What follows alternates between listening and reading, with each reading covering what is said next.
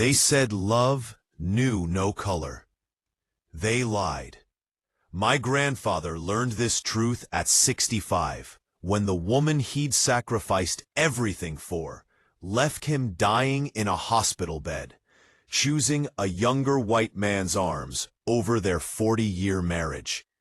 Now, 7 years later, she stood in a crystal-studded wedding gown, marrying husband number 3, while Grandpa, uninvited, unwanted, but unbowed, watched from the shadows.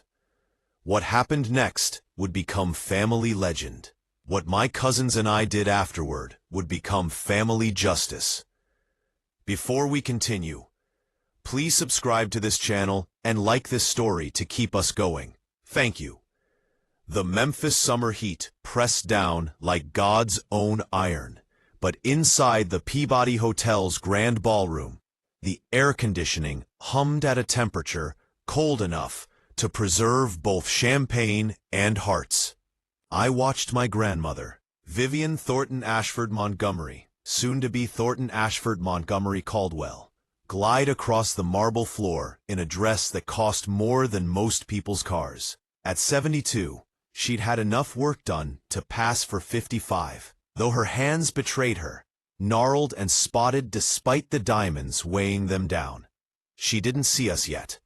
My cousins and I had positioned ourselves strategically among the 300 guests, blending into the sea of Memphis elite who'd come less out of genuine affection and more out of morbid curiosity. This was, after all, Vivian's 3rd wedding in 7 years.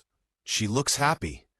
My cousin Marcus whispered beside me, his jaw tight. She looked happy at the last 2, I replied. The first wedding, to my grandfather, James Crawford, had lasted 40 years. The second, to Richard Ashford, a retired banker, had lasted 18 months before Grandma decided he chewed too loudly. The third, to Douglas Montgomery, a developer, had survived 2 years before she grew bored of his golf obsession. Now came bachelor number 4, Trevor Caldwell, a 48-year-old entrepreneur whose primary business seemed to be spending other people's money. Is he here? My cousin Jasmine hissed from my other side. I scanned the crowd and found him, Grandpa James, standing near the back entrance, partially hidden by an elaborate floral arrangement that probably cost more than his monthly pension. At 79, he'd weathered harder than Grandma, his face creased with lines she'd paid surgeons to erase from her own. He wore the same suit he'd worn to his own mother's funeral 3 years ago, the sleeves slightly short, the shoulders slightly worn. My chest tightened. He shouldn't have come. We'd begged him not to. Just need to see her one more time, he told us a week ago, his voice carrying that particular quiet dignity he'd maintained even when she'd destroyed him. Just need to look at her and remember why I loved her, so I can finally let it go. But Grandma had other plans. I saw the moment her ice-blue eyes landed on him. She was mid-laugh at something Trevor had whispered in her ear, her hand on his chest. She always touched her men possessively, like marking territory, when her gaze swept the room and stopped cold. Her expression didn't change much. Vivian Thornton had perfected the art of the social mask decades ago. But I knew her well enough to see the flash of fury, the tightening around her surgically perfected eyes. She whispered something to Trevor, who followed her gaze. His expression shifted from confusion to something uglier, the look of a younger man affronted by the presence of an older one, especially one he'd been told was irrelevant. "Oh no," Jasmine breathed. She saw him. Grandpa must have felt the weight of that stare, because he straightened slightly, his hands clasped before him, like a supplicant in church. He didn't move forward, didn't call out. He simply stood there. This man who'd worked 3 jobs to put her through business school, who'd raised her children when her ambitions left no time for motherhood, who'd held her hand through her mother's death and her father's stroke. This man she'd abandoned when he needed her most. The memory was still fresh enough to burn. Grandpa in that hospital bed 7 years ago, recovering from his second stroke, half his face slack, his words slurred, reaching for her hand. And Grandma, already wearing the new clothes her friend Trevor's predecessor had bought her, pulling away. "I can't do this, James," she'd said, her voice cold as January rain. "I can't watch you become an old man. I can't be your nurse. I've given you 40 years. I deserve to be happy." She'd filed for divorce before he'd even been discharged, taking most of their shared assets, while he was too physically compromised to fight. Georgia law had been on his side, but Grandma had lawyers the way other people had houseplants. Expensive, numerous, and ruthlessly efficient. She'd left him with the house they'd built together, and a fraction of the wealth they'd accumulated.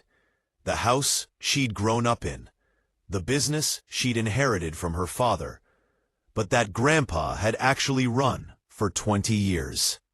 The stroke had stolen much of his physical strength, but not his mind. He'd watched her leave with crystal clarity, understanding exactly what was happening and being powerless to stop it.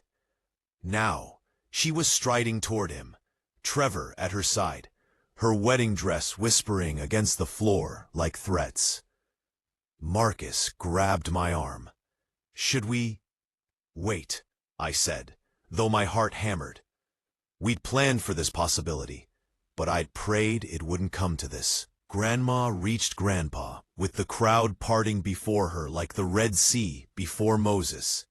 If Moses wore Vera Wang and dripped condescension. The string quartet playing Mozart seemed to sense the shift in atmosphere and faded to silence. 300 guests watched with the hungry interest of Romans at the Colosseum. "James," Grandma said, her voice carrying in the sudden quiet. Not Grandpa James, not even James Crawford, just James, stripping away even the basic respect of his full name. "What are you doing here?" Grandpa's voice, when he spoke, was soft but clear. The speech therapy had worked wonders, though the stroke's shadow still lingered in the slight drag on his consonants. "Came to see you, Vivian. Came to see the woman I loved." "Loved," Trevor interjected, his voice sharp and young and cruel. "Past tense, old man. She's moved on. Several times, in fact." A ripple of uncomfortable laughter skittered through the crowd. Grandma didn't laugh, but she didn't stop Trevor either. "You weren't invited," she said flatly. "This is a private event." "I know," Grandpa said. "I'm not here to cause trouble, Viv. Just wanted to see you one more time. Just wanted—" "To what?" She cut him off, and now the fury was visible, her face flushing beneath the professional makeup. "To remind everyone here of my past? To embarrass me in front of my guests? To make some pathetic play for sympathy? No, You were always weak, James." The words fell like hammers. "Even when you were healthy. You were weak. That's why I stayed as long as I did. Pity. 40 years of pity for a man who never had the spine to truly stand beside me." The crowd had gone silent in that particular way that meant everyone was recording this in their memories, preparing to share it at dinner parties for years to come. I saw phones being subtly raised. By tomorrow, this would be all over Memphis social media. Grandfather's face worked, emotions struggling against dignity. "I loved you, Vivian. I gave you everything. You gave me mediocrity," she snapped. "You gave me a small life when I was destined for greatness. I outgrew you decades ago. I just didn't have the courage to leave until life gave me an excuse." The cruelty of it struck me physically. Beside me, Marcus made a low sound of fury. "You need to leave," Grandma said. "Security!" 2 large men in suits began moving toward Grandpa. But before they could reach him, Grandma did something that would be seared into my memory forever. She turned to the three-tiered wedding cake, massive and ornate, covered in fondant flowers and gold leaf. She scooped a handful of the cream filling, turned back to Grandpa, and smeared it across his face. The white cream stood out starkly against Grandpa's dark skin, obscene in its deliberateness. It dripped down his cheeks like tears he was too proud to shed. "That's what I think of your love," Grandma said clearly. "That's what it's worth to me." The gasps from the crowd weren't shock. Memphis high society had seen plenty of scandal, but rather the sharp intake of breath that comes from witnessing something irredeemable. Vivian Thornton had always been known as ruthless, calculating, cold, but this was cruelty elevated to art. Trevor laughed, high and nervous. "Jesus, Vivian, you didn't have to." "Yes, I did." She didn't even look at him. Some people need to be taught their place. Grandpa stood frozen, cream dripping onto his worn suit. His hands trembled, and for a horrible moment, I thought he might cry. But instead, he pulled a handkerchief from his pocket, the monogrammed one Grandma had given him on their 25th anniversary. I realized with a stab of pain, and slowly, deliberately, wiped his face. "I'm sorry you're so unhappy, Vivian," he said quietly. "I'm sorry that all this money, all these men, all this trying to outrun time, I'm sorry none of it has filled whatever hole you're trying to fill. I'll pray for you." Then he turned and walked away, his gait still slightly uneven from the stroke, past the security guards, past the gawking guests, his dignity wrapped around him like a cloak. I lasted exactly 5 seconds before I broke from my spot and followed him. "Grandpa," I called, catching up to him in the hotel corridor. "Grandpa, wait." He stopped, but didn't turn around. "Go back to the wedding, Sarah. Don't make this worse." "Worse?" I moved around to face him, and only then did I see the tears finally falling, mixing with the remnants of cake cream. "Grandpa, I know what she did." His voice broke. "I know exactly what she did, baby girl. And I brought it on myself by coming here, thinking," he stopped, shook his head, "thinking there was still something left of the woman I married. But that woman's been gone a long time. Maybe she never existed. Maybe I just loved the idea of her so much I made her up." Behind us, Marcus, Jasmine, and our cousins, DeAndre and Tiffany, emerged from the ballroom. All of them looked furious. "That bitch," Tiffany spat, and none of us corrected her language. "That evil, racist bitch." "It's not about race," Grandpa said, tiredly, but we all knew he was wrong. "Isn't it?" Marcus's voice was hard. "She left you for a white man, Grandpa. She's married 2 more white men." "She hasn't dated a single black man since she divorced you.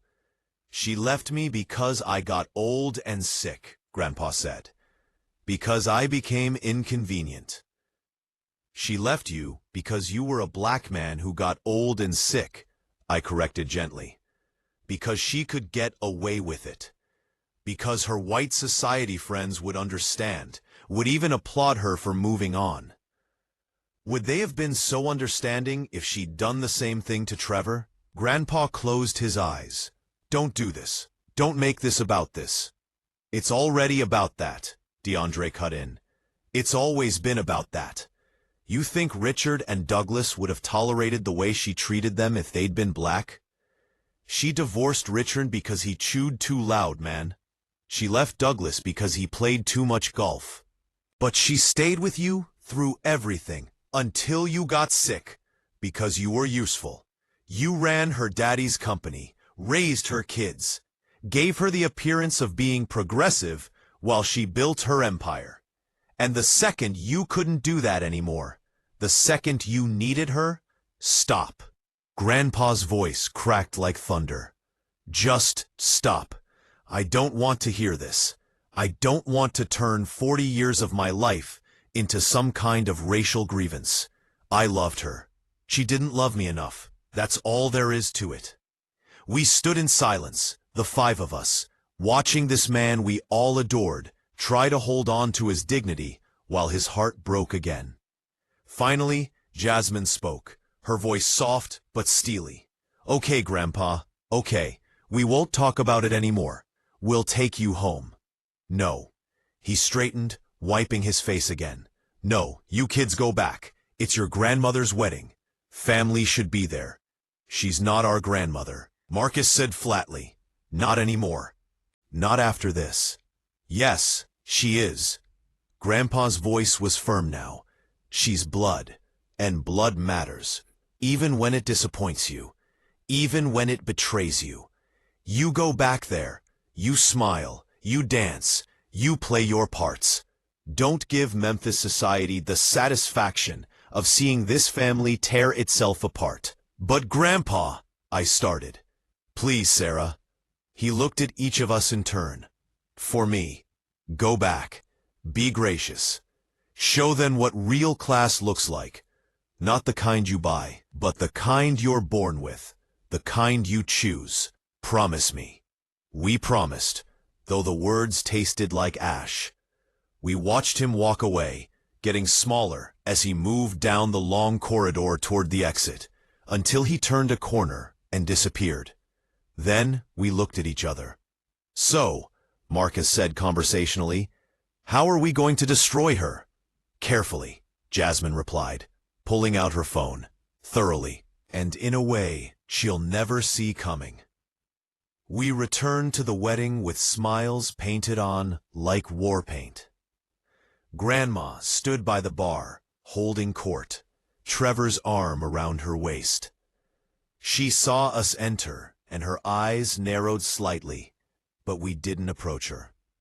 Instead, we split up, mingling, dancing, laughing loudly at mediocre jokes from Grandma's business associates and society friends. I danced with a groomsman, some friend of Trevor's from his college days, who spent the entire song talking about his cryptocurrency investments. I smiled and nodded and watched Grandma over his shoulder. She was drinking champagne like water, her laugh too loud, her gestures too broad. She was nervous, I realized. She knew what she'd done was beyond the pale, even by her standards. Good. At midnight, when the reception was winding down and guests were beginning to leave, I approached her at last. Trevor had abandoned her temporarily to smoke cigars with his friends on the terrace. "Grandma," I said sweetly, "beautiful wedding." She eyed me warily. "Sarah, I'm surprised you stayed." "Of course I stayed. Your family." I let the word hang there, weighted with meaning. "Can I ask you something?" "What?" "Was it worth it?" I kept my voice light, curious. "The money, the men, the status, was it worth what you did to him?" Her face hardened. "You're too young to understand. I'm 28, Grandma, old enough to know love when I see it, and cruelty too." "Your grandfather is fine," she said dismissively. "He has his house, his pension. He's not starving." "No," I agreed. "He's just heartbroken. But I guess that doesn't matter to you." "Sarah, it's okay, Grandma." I smiled, and something in my expression made her step back. "You don't have to explain. We all understand now." "We understand exactly who you are." I walked away before she could respond, joining my cousins near the exit. "Phase 1 complete," I murmured. "She knows we're done with her." "Good," Jasmine said, "because Phase 2 starts tomorrow." We had 6 months of planning ahead of us, 6 months of careful, meticulous work. But we had time, motivation, and we had something Grandma had underestimated all her life. We had each other. The first thing we did was gather intelligence. Marcus, who worked in finance, started digging into Grandma's business holdings. Jasmine, a corporate lawyer, began reviewing the divorce settlements from Grandma's previous marriages. DeAndre, who ran a successful marketing firm, started mapping her social network, who genuinely liked her versus who tolerated her. Tiffany, fresh out of business school, dove into Trevor's background with the enthusiasm of a prosecutor building a case. And me? I went to see Grandpa every day, sat with him in the house he'd built with his own hands, and recorded his stories.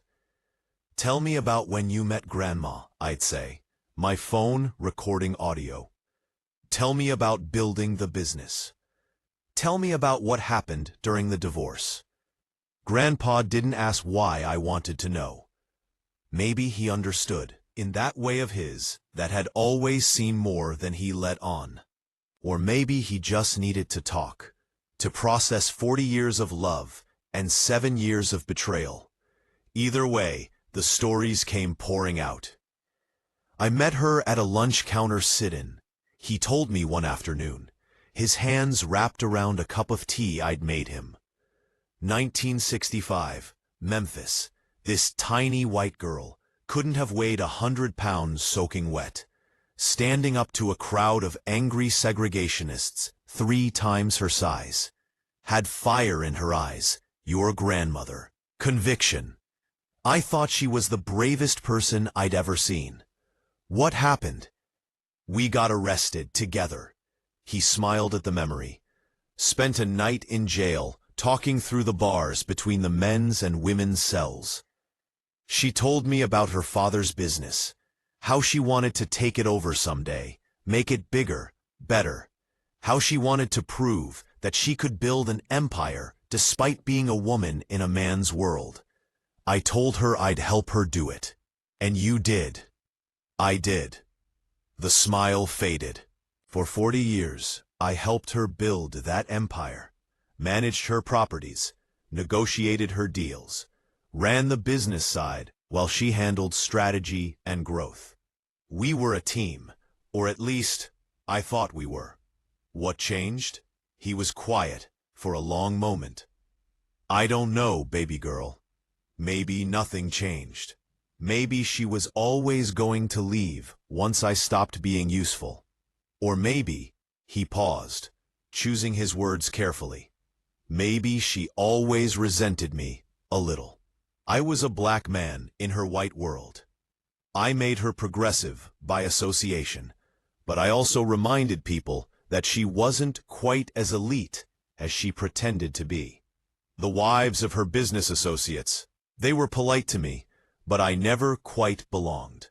And I think, maybe, after a while, she started to resent me for that. I wanted to argue, to say he was wrong, but the recordings from the wedding, now viral on social media, much to Grandma's fury, told a different story. The way Trevor's friends had laughed at Grandpa, the way Grandma's society friends had watched the humiliation with a kind of satisfied smugness, the way no one had stepped in to stop it. Marcus's financial investigation uncovered the first real bombshell 2 months after the wedding. He showed up at my apartment one evening, his laptop under his arm and triumph in his eyes. "Found something," he announced, spreading papers across my coffee table. "Vivian's been cooking the books." What? The company Grandpa helped her build, Thornton Industries. She's been using it as a personal piggy bank, hiding assets, underreporting income. I've found at least $3 million in unreported revenue over the past 5 years. Probably more if I dig deeper. I stared at the numbers swimming across the page. Is this enough to trigger an IRS audit if we report it? Absolutely. Enough to potentially result in criminal charges. Maybe if the investigation goes deep enough. Jasmine, who joined us, leaned forward. We need to be careful. If we move too fast, she'll bury this with lawyers. We need to build an airtight case before we make any move. Agreed, Marcus said. But this is good. This is really good. Tiffany's research into Trevor turned up something even better. He was a fraud. His business investments were actually other people's money he'd convinced them to give him through a combination of charm and carefully constructed lies. He had 3 bankruptcies in his past, 2 failed businesses, and a string of ex-girlfriends who'd each loaned him significant sums that had never been repaid. "He's a grifter," Tiffany announced at our next family meeting, held in DeAndre's office after hours. "A sophisticated one, but a grifter nonetheless. He's after her money, and once he gets enough of it, he'll be gone." "Should we tell her?" I asked. "No," Jasmine said immediately. "She wouldn't believe us anyway. She'd just think we were trying to sabotage her happiness. Plus, we want her to marry him. We want him to have legal access to her assets." "Why?" Jasmine smiled coldly. "Because when Trevor inevitably betrays her and runs off with her money, we want it to hurt. We want her to feel exactly what Grandpa felt. Abandoned, betrayed, made a fool of by someone she trusted. It felt cruel. It was cruel. But every time I wavered, I remembered Grandpa's face covered in cake, remembered the humiliation in his eyes, and my resolve hardened. DeAndre's social mapping revealed the final piece of the puzzle. Vivian's support network was far more fragile than she realized. Her business associates tolerated her because she was successful, but few actually liked her. Her society friends admired her money, but gossiped about her ruthlessness. The video of her humiliating Grandpa had damaged her reputation more than she knew. People were saying she'd gone too far, that even for Vivian Thornton, there were lines you didn't cross. "She's vulnerable," DeAndre summarized. "More vulnerable than she's been in years. If we play this right, we can isolate her completely." The plan came together over months of late-night meetings and careful coordination. We would wait, let Trevor reveal his true colors naturally, then strike when Grandma was at her weakest. Marcus would feed information to the IRS, triggering an audit that would freeze her assets and expose her financial misconduct. Jasmine would simultaneously file a lawsuit on Grandpa's behalf, arguing that he was entitled to a larger share of the business he'd helped build, and that the original divorce settlement was unconscionable given his medical condition at the time. DeAndre would launch a whisper campaign through Memphis society, ensuring that every instance of Grandma's cruelty over the years became public knowledge. And Tiffany would make sure Trevor's past became very, very public. It would be complete social, financial, and personal destruction. I should have felt guilty. Sometimes I did, but then I'd visit Grandpa and see how much smaller he seemed, how the light had gone out of his eyes, how he spent his days just existing rather than living, and the guilt evaporated. 6 months after the wedding, Trevor made his move. According to the private investigator Jasmine had hired, we'd spared no expense. He'd convinced Grandma to make him a joint owner of several properties and investment accounts. The morning he thought the transfers were final, he disappeared, taking roughly $2.3 million with him. Grandma called the police, who informed her that since Trevor was legally her husband and joint owner of the assets, it wasn't theft, it was a civil matter. She'd have to file for divorce and sue him for the money back, which could take years and cost nearly as much as he'd taken. She called Marcus first, ironically enough, since he worked in finance and she thought he might be able to freeze the accounts. He played his part perfectly, expressing shock and sympathy while doing absolutely nothing to help. That's when we struck. The IRS audit notification arrived the same day Marcus very publicly resigned from his position at her company, citing ethical concerns about financial practices. The next day, Jasmine filed the lawsuit on Grandpa's behalf. The day after that, every major society columnist in Memphis received anonymous packages containing detailed documentation of Grandma's cruelty, not just to Grandpa, but to her previous husbands, to business associates, to staff members she'd abused over the years. By the end of the week, Vivian Thornton was a pariah. The unraveling was spectacular. The IRS audit uncovered more than even Marcus had suspected. 7 years of financial misconduct, tax evasion, and fraud totaling over $8 million. Criminal charges were filed. Assets were frozen. The business she'd built, the empire that had been her whole identity, crumbled. The lawsuit we filed on Grandpa's behalf settled quickly once her lawyers realized we had documentation of everything, including her admission, caught on recording, that she'd deliberately taken advantage of Grandpa's compromised mental state during the divorce to secure a more favorable settlement. The society columns were merciless. Turns out Memphis high society would tolerate a lot, but there were limits. Abandoning an ill husband was one thing. Humiliating him publicly at your third wedding was another. Add in the fraud, the tax evasion, the revelations about how she'd treated staff and business associates over the years, and Vivian Thornton became radioactive. The final blow came when Trevor was found in Costa Rica with his actual wife. Yes, he'd been married the whole time, and arrested for bigamy and fraud. The humiliation of it, of being conned so completely, broke something in Grandma that all our machinations hadn't quite managed to touch. She showed up at Grandpa's house on a Tuesday afternoon, 3 months after her world had imploded. I was there, as I was most days, and I answered the door. She looked like she'd aged a decade. No amount of surgery could hide the weight of what she'd lost, not just money and status, but her entire identity. "I need to see James," she said, and her voice was small, uncertain, nothing like the imperious tone she'd used at the wedding. I should have slammed the door in her face. Instead, I called for Grandpa.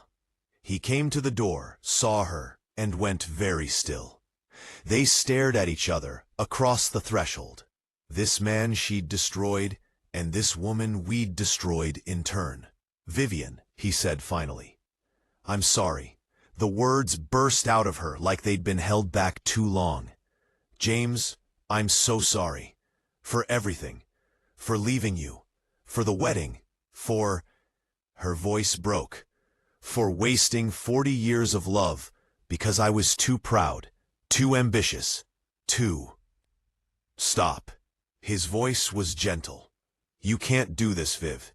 You can't show up here looking for forgiveness because you've lost everything else." "I'm not." She stopped, tears streaming down her face. I am doing that because I've lost everything, and the only thing I can think about is how I had everything that mattered, and I threw it away. I threw you away." "Yes," he said simply. "You did. Can you ever forgive me?"